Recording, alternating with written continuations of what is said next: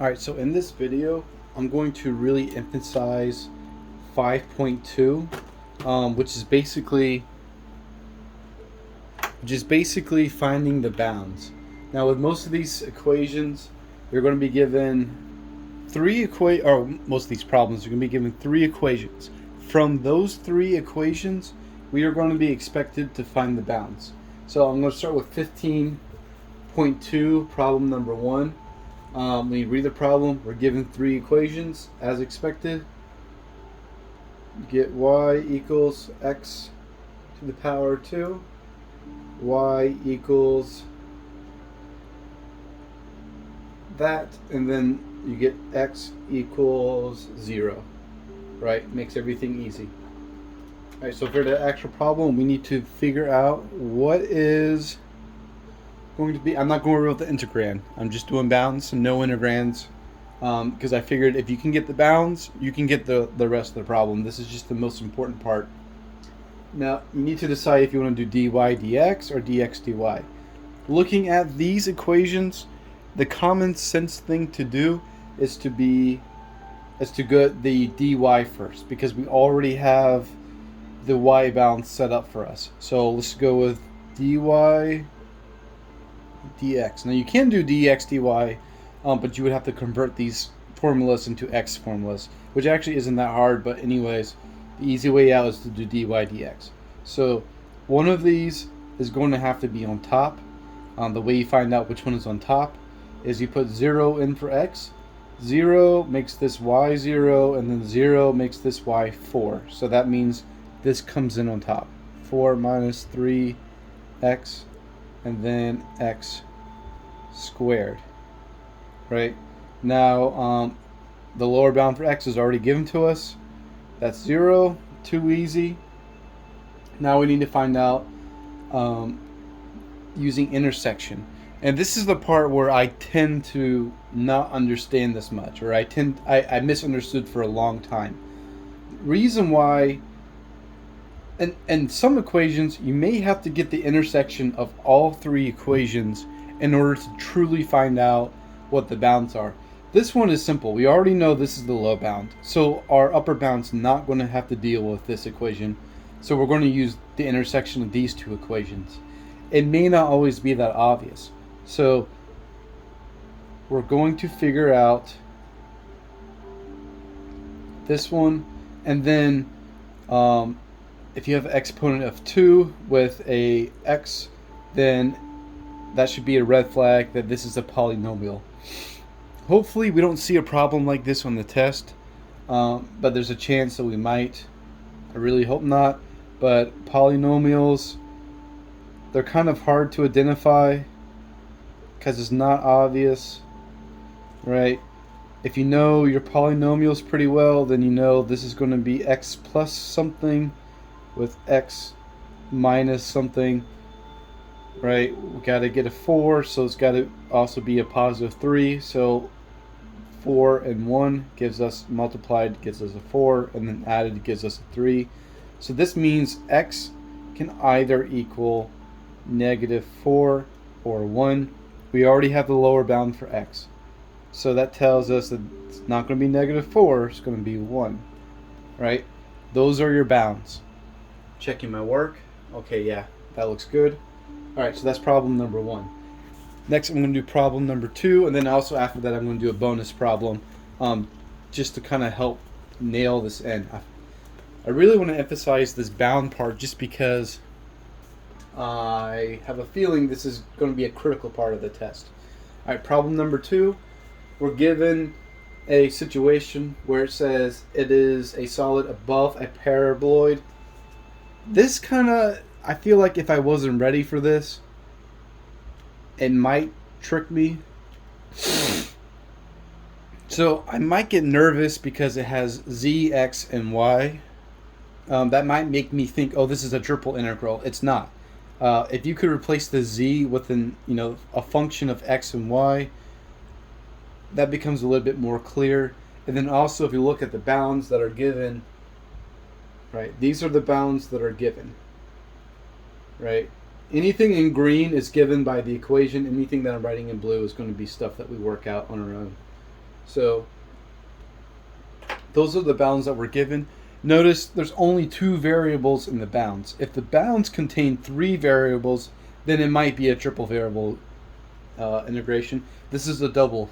So hopefully I will distinguish that on the test. All right, now we need to decide if we want to do dx, dy. The teacher uses dx, dy, and I don't want to mislead anybody, so I'm just going to follow the teacher's lead and do dx, dy. All right, so inner bound is a function of the outer bound, which means it has to be y equals something. Well, we already have x equals y, and then we convert this one to 2 minus y. So these are 2 problems. Which one is on top? Put 0 in for y. That's a 2. That's a 0. So this one is on the bottom, and then this one is on top. Now we gotta find out for y. This is where I got thrown off so many times because I did not understand the proper way to get the intersection of these problems. Because if you do the intersection of this and this, where you fill in x for y, you'll actually will get the intersection. So this is the intersection of these two, which means x equals 1, right? That will throw you off. I'm sorry, I did that backwards. That threw me off. I'm going to solve for y because I'm trying to get the y bounds. So you substitute x for y, you get y plus y equals 2, right? You do a little bit of algebra and you get y equals 1. Yeah, and I kept putting 1 for the bound for y, but you have to also solve the intersection of the other problems too, because you actually might get one that's higher. So the intersection of that is 1, 1, right? And then let's do another intersection, right? If you do the intersection of this, that's x equals 0, y equals 0. That's 0, 0. That tells us that the lower bound. Now let's get the intersection of these two. X equals 0 plus y equals 2 means y equals 2, right? That's the third intersection. If I had just looked at this intersection, I would have thought the upper bound was 1, but it's not. The upper bound is 2, because in this one it's 0, 2, right? X, y. So you got to look at all 3 sometimes, and that's where I made probably most of my mistakes. So I'm going to work through let me check my work. Okay, yeah, that looks good. I'm going to work through a third problem that's not on the exam review that is also related to this bounds issue. Let's see. Good old Pearson.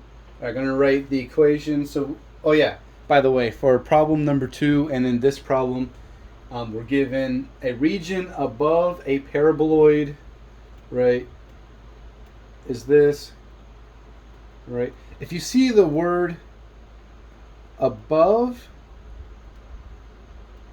this is not a bound. That is your integrand. If it is above this, and to be honest, I'm not 100% certain of this, but if I see above, it's never a bound. If it's under, then it's a bound. So, because the integrals, you're measuring the stuff that's under the integral. That's not a bound. The rest of the problem, all right, we see some similarities, but some slight differences.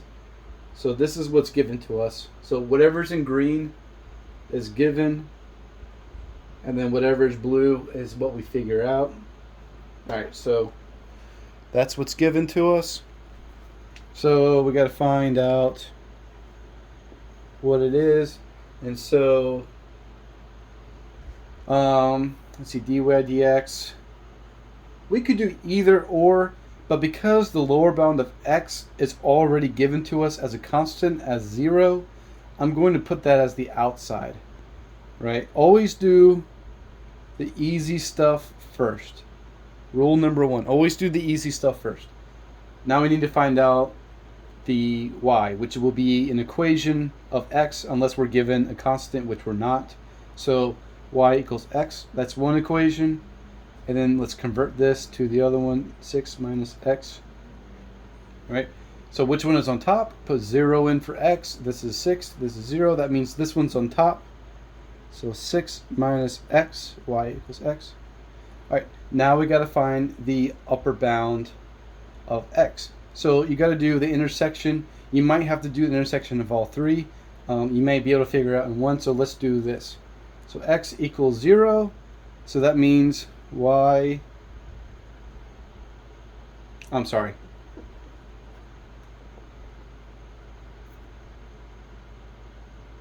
Right. We do the intersection of this. We can't do, if we're solving for x, we can't do the intersection of this because x equals 0, which means y equals 6. That's not going to give us an upper bound. So intersections of equations, not every single one's going to give you a bound. Sometimes you just kind of have to work it out. So y equals x. So we're solving for x. So we substitute x plus x equals 6. Right? You do some algebra. That means x equals 3. Right? You can't do this one unless you're solving for y. And then let's check this one. X is 0, which means y is 0. So that's not it. So this is your upper bound. I wish I had known this a long time ago. It would have saved me a lot of headache. Hopefully this makes some sort of sense. And yeah, good luck on the test.